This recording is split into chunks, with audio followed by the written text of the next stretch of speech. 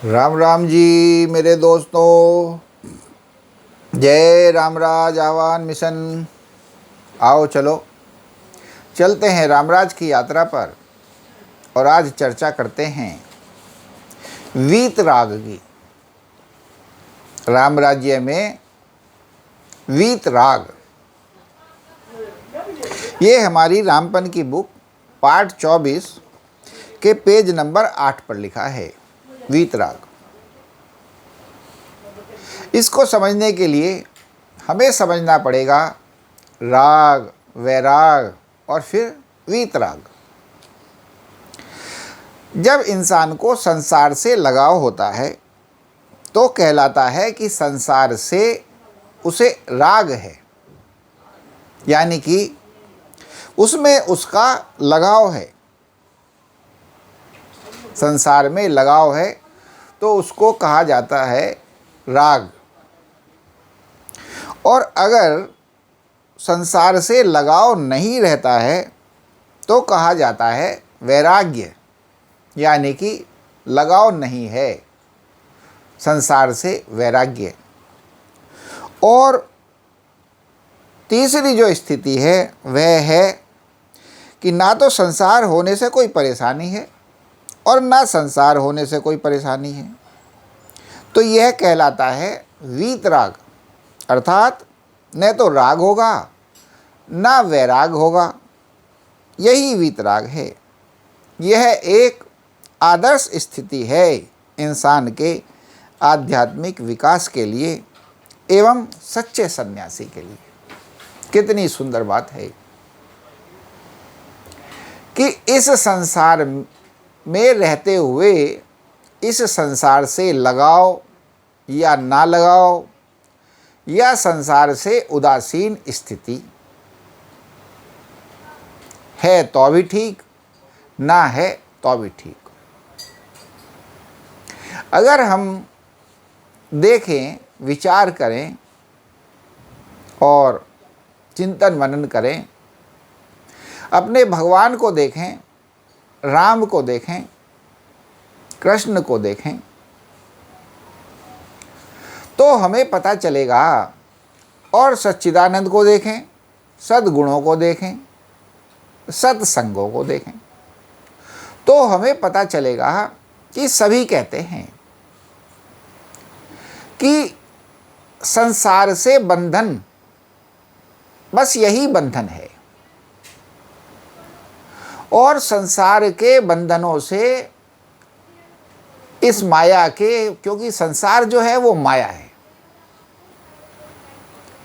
ये जो सारा संसार है, जो कुछ भी चल रहा है, सब माया रूपी है, भगवान के द्वारा रचा गया है, जो नाशवान है, बनता और बिगड़ता रहता है, आता और जाता रहता है और जन्म लेता रहता है और नाश को प्राप्त होता रहता है। जन्म और मृत्यु हर चीज की दोनों होती रहती हैं। कुछ आता है, कुछ जाता है। अब इसी में आसक्त हो जाना, इस माया में प्रभावित, माया से प्रभावित हो जाना, माया की ही चाह रखने लगना, माया में ही मन का लगने लगना, यही माया का बंधन है। क्यों? क्योंकि ये जो है दुखदाई है, ये बंधन दुखदाई है। क्योंकि आपको किसी चीज में रस आने लगेगा, मगर वो अब हमेशा तो रहेगी नहीं। यानी कि एक ना एक दिन आपके रस का भंग होना आवश्यक है। यानी कि वियोग और आपका दुख, आपका एक दिन दुखी हो जाना निश्चित है। जैसे पति पत्नी, प्रेम प्रेमिका, ये दो लोग हैं, तो अब जब इनमें एक दूसरे में रस आने लगता है तो फिर कोई भी एक दूसरे के बिना रह पाना बड़ा मुश्किल हो जाता है। और एक ना एक दिन दो में से एक का बिछड़ जाना निश्चित है। चाहे प्रकृति बिछड़ा दे, चाहे आपसी मतभेद मनमुटाव कभी भी हो जाएं, वो मिटा दें। तो यानी कि जब भी आप माया में आसक्त होते हैं, माया में रस लेने लग जाते हैं, माया से लगाव रखने लग जाते हैं, तो एक ना एक दिन आपके जीवन में दुख का आना, वियोग का आना, उस रस का भंग हो जाना तय है। तो इसके लिए बताया गया है, जैसे आप शंकर जी को देखें, उनका चिंतन मनन करें तो आप पाएंगे, और ऐसे ही ये विष्णु भगवान देखें तो ये सब को आप पाएंगे कि ये लोग संसार में आसक्त भी हैं, विरक्त भी हैं, और किसी चीज़ से अपने को प्रभावित नहीं करते हैं, प्रभाव रहित हैं। उसी से जीवन में स्थिरता, मन में स्थिरता, मन में शांति, चिरकाल शांति बनी रह सकती है। तो राग भी दुखदाई है, वैराग भी दुखदाई है, और वीतराग है जो हमेशा सुखदाई है। क्योंकि राग आज सुख देगा, कल दुख भी देगा। इसी तरीके से वैराग बस दुख ही दुख देगा। एक तरीके से राग का तो उसने आनंद लिया ही नहीं। जबकि जीवन में तो सभी कुछ होना चाहिए।